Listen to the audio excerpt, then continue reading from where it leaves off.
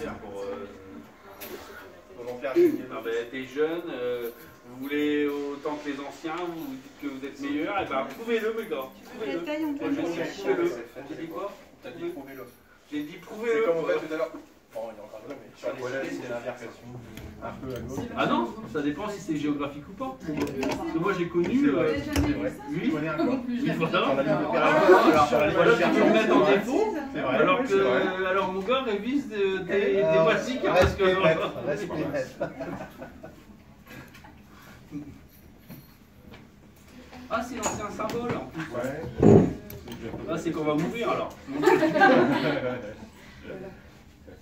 Bah oui, vous avez peur qu'on vous prenne votre boulot là? Bah, en réalité, non, parce que le boulot, en réalité, on va le faire. Mais le problème, c'est que ce ne sera plus la même entreprise. Paiement, il y aura des accords. Mais c'est pas ça, c'est que moi, je suis rentré, je n'étais pas cheminot. Je n'avais pas de famille cheminot, je ne connaissais pas. C'est un autre monde. Hein. Vraiment, quand on rentre, c'est un autre monde. Par rapport au privé, c'est un autre monde. Mais cette entreprise-là, elle avait une âme. Elle avait une âme et on apprend à l'aimer. Moi, en 25 ans, il y a plein de choses que j'ai appris à aimer. J'étais pas d'accord, hein.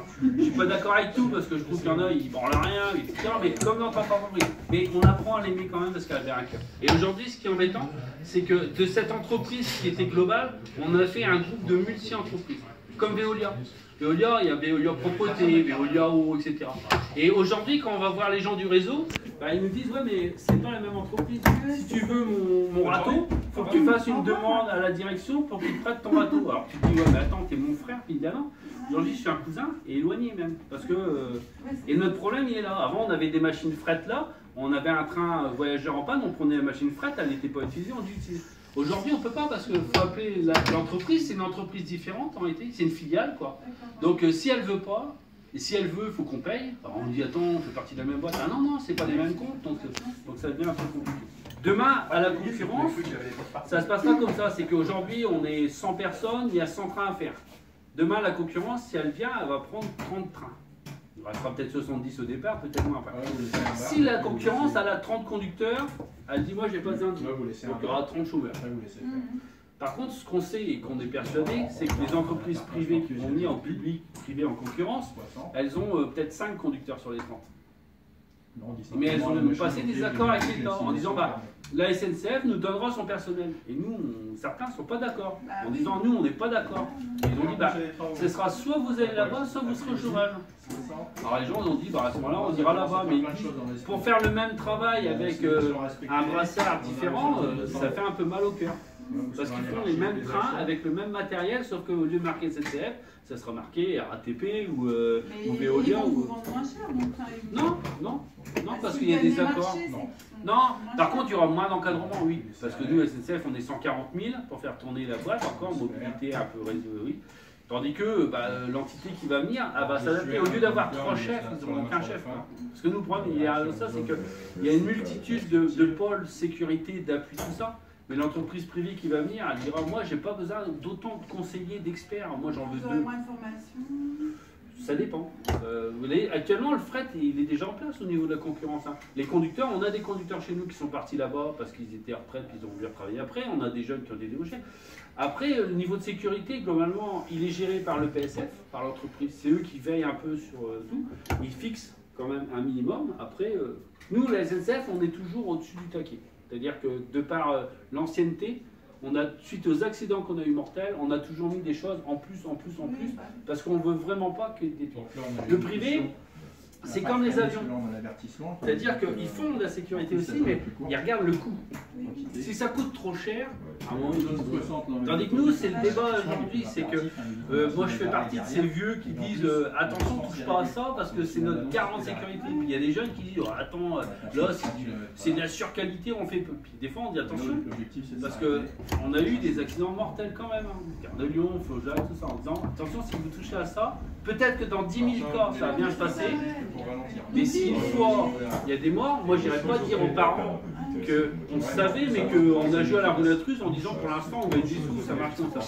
Voilà. Et actuellement c'est ça le débat chez nous, c'est qu'on sent que la production a tendance à prendre un peu le poids, la rentabilité sur nos socles de sécurité.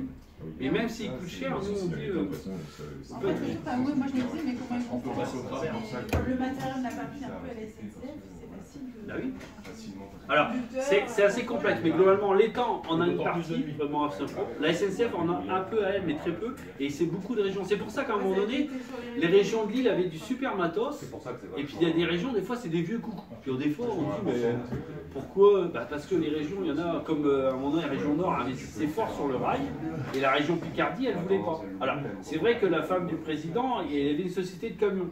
Donc c'est vrai que ça, à un moment donné, on dit, on peut comprendre. Non mais après, mais ils sont tous pareils, hein, ne vous inquiétez pas, ils sont tous pareils. Donc on dit, bah on comprend parce qu'il met des bus, bah oui, voilà. La gare TGV HP, c'est l'exemple typique de chez nous. Parce qu'on a une gare ferroviaire Scholl qui est à 3 km, et on a dit, mais pourquoi vous ne raccordez pas les deux, quoi? Bah non, parce qu'à ce moment-là, les bus, il y en a qui avaient des sociétés de bus qui disent, bah on est des bus, c'est bien, quoi. Alors, après on se dit, ouais, mais... Alors, ça passe dans un gouvernement, après ça change de couleur. Ça n'a plus rien à voir, et puis comme ça a coûté des millions, on dit bah non, on va pas réinvestir et tout. Quoi. Mais des fois, il y a des choses, c'est des aberrations chez nous. Et économiquement, ça a vachement de conséquences pour les gens, pour les secteurs, mais politique, des fois, ils s'en foutent. Hein. Et puis à un moment donné, les gens ont tous quand même un peu une couleur, et puis ils défendent tous un peu Pierre-Paul Jacques, puis ils placent en fait. Mais concrètement, des fois, les gens sur le terrain, ils ne comprennent pas. Puis ils râlent des fois. Nous, on a un peuple cheminot qui râle parce qu'il y a tellement de choses qui changent que les gens, c'est pas qu'ils sont contre le progrès, mais des fois ça touche des choses où ça marchait bien avant et on casse tout pour mettre un produit qui ne marche pas. Donc les gens râlent en disant on fait chier. Là, quand on voit le niveau de production qu'on a, ça a baissé les bras des fois. On dit c'est incroyable aujourd'hui qu'on n'arrive pas à faire rouler les trains à l'heure. On a le potentiel, on a les gens, on a tout. Et quand on voit l'organisation des fois, et puis ça se tire les cheveux quoi. Mais il y a toujours une étape où le gars n'est pas d'accord, il faut qu'il réfléchisse, ça va prendre 3 mois, ça va prendre 4 mois.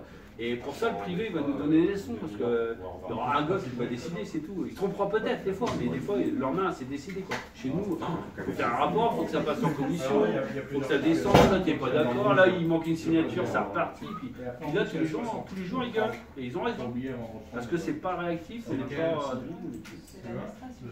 Puis après, les gens, ils sont plus courageux que d'autres aussi, chez nous aussi, donc à un moment donné, c'est un peu embêtant. Ah bah il est fini. En tout cas, c'est une belle opération. Ah oui, il faut la simulation. Oui, elle était faite avant. C'était J'aime le train, avant, on la faisait souvent. Elle a été suspendue pendant quelques années parce qu'on avait des problèmes qui n'étaient pas gérés, puis qu'il y avait beaucoup de problèmes en interne. Il y en a encore, mais le problème, c'est que les gens ne connaissent pas. Oui.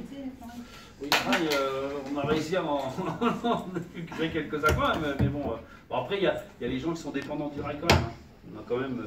Notre fonds de commerce, il est sur ça quand même, hein. C'est qu'il y a beaucoup de gens, les gens qui vont sur Paris, y aller en voiture, c'est infaisable. Il faut 2-8, mais sans quoi. Mais même les passionnés, oui. fait partie de réseau, etc. C'est ça. Hein.